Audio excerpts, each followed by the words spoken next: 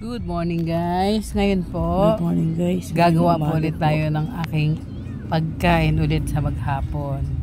Mahinanda po ako ditong sayote, ampalaya, at syempre may dinagdag na po akong orange. At yung First Vita Plus Platinum, dalawang sachet. Ngayon po, lahat po yan fresh. Ngayon, magsisimula na po tayong gumawa ulit ng juice.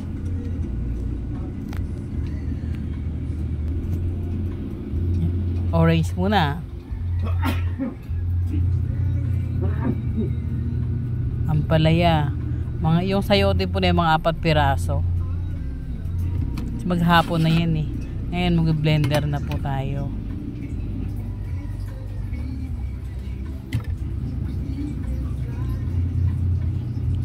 Yan, mix po. Mix para yung sabaw niya mix din. Sige, lagay lang. Ang maganda po dyan sa juicer kasi hindi mo napipigain. Katas na siya. Tapos dadagdagan mo na lang kung anong gusto mo para dire-diretso na inom.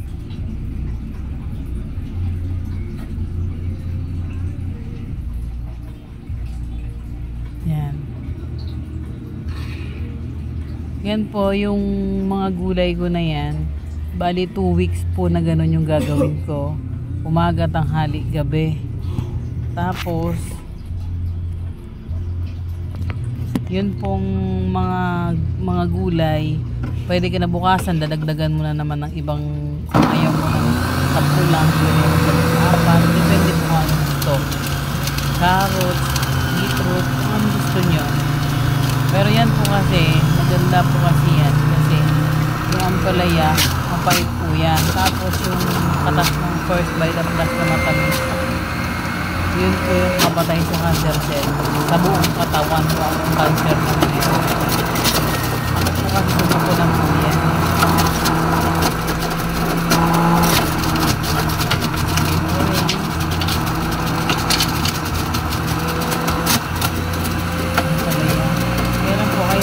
Lang tayo kasi para po sa akin ay mga kasi magpa-opera, magpa-chemotherapy, kaya nagtsatsaga po ako kumuha ng ganyan. 2 weeks po yan. Tapos pag 2 weeks na ninipis na po yung bukol sa puso, mawawala.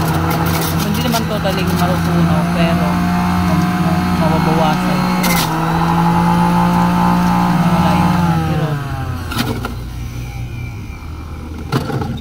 Yung katas naman ng gulay, mapait. Kung sa mapait, kaya lang, mas okay na po yun kaysa mawalan ka ng suso. Yan, ganyan. Matyaga, pagtyagaan lang po talaga.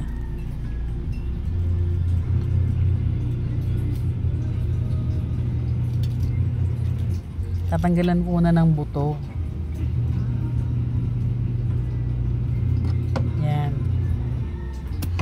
Tanggalan mo na ng buto para okay naman. Mapait kasi yung buto.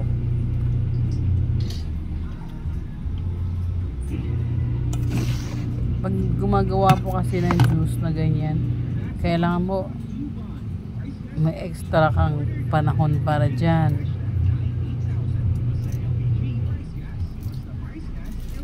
Masipag ka, magtsatsaga ka.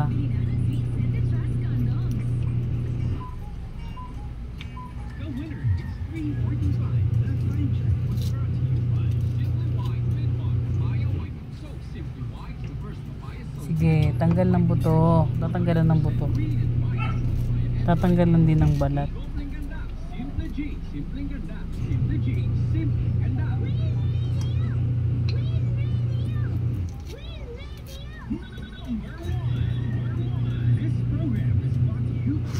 Ayan, sige. Tanggalan ng balat.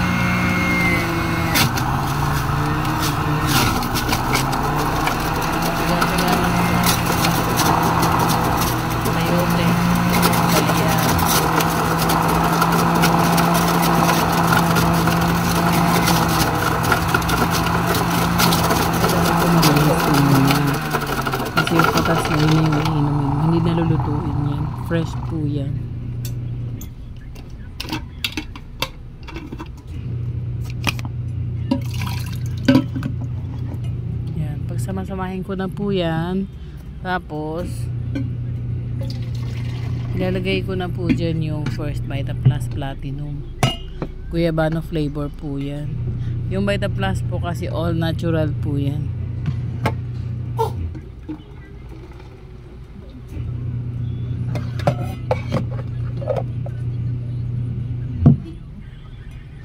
Ngayon kung wala po kayong First Vita Plus, pwede nyo pong lagyan yan ng honey. Yun po ang pampatamis niya para hindi naman po masyadong mapait. Kaya yung honey po, marami din po yung benefits sa katawan.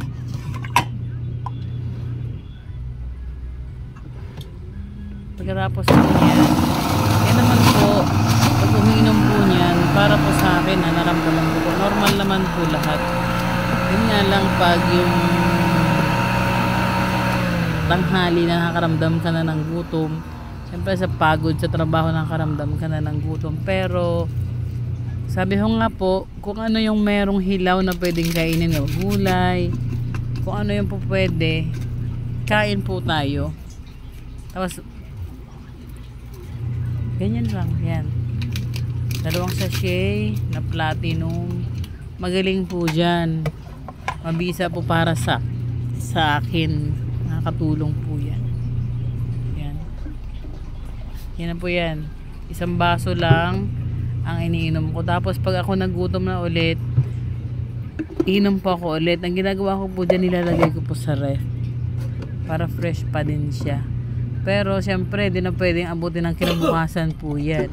1 araw lang. Sa ganyan karami. Yan ang may pinakapagkain. Tapos, i-update ko po kayo pag natapos na po yung ininom ko. Salamat po sa panonood.